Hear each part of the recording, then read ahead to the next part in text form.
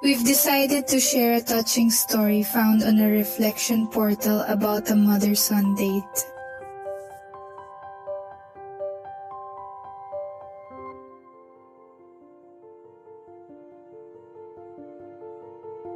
After several years of marriage, I discovered a new way to keep the spark of love alive.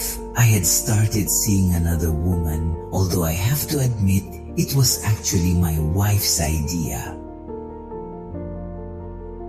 "You know you love her?" he told me one day, taking me by surprise.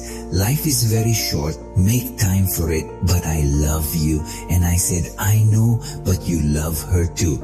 The other woman my wife wanted me to visit was my mother, but the demands of my job and my children meant that I only visited occasionally. That night I called her to invite her to dinner and the movies. "What's wrong with you? Are you okay?" I wonder. My mother is the kind of woman that a late night call or a surprise invitation is a sign of bad news. "I thought it would be nice to spend some time with you," I replied. "The two of us alone, what do you think?" He thought about it for a moment and answered, "I'd love to." That Friday, while I was driving to pick her up, after my work I was nervous, but at the same time very happy. When I got to her house, I saw that she was also very excited. He was waiting for me at the door in his old coat. She had curled her hair and was wearing the dress she wore to celebrate her last wedding anniversary. Her face was smiling. It radiated light like an angel. I told my friends that I was going out with my son and they were very excited.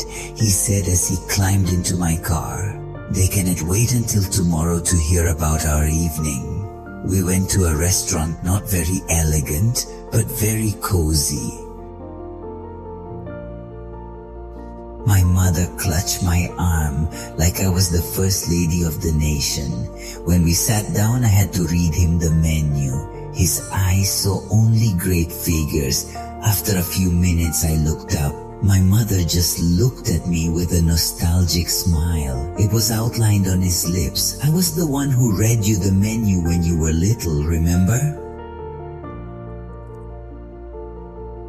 "Then it's time for you to relax and let me return the favor," I replied.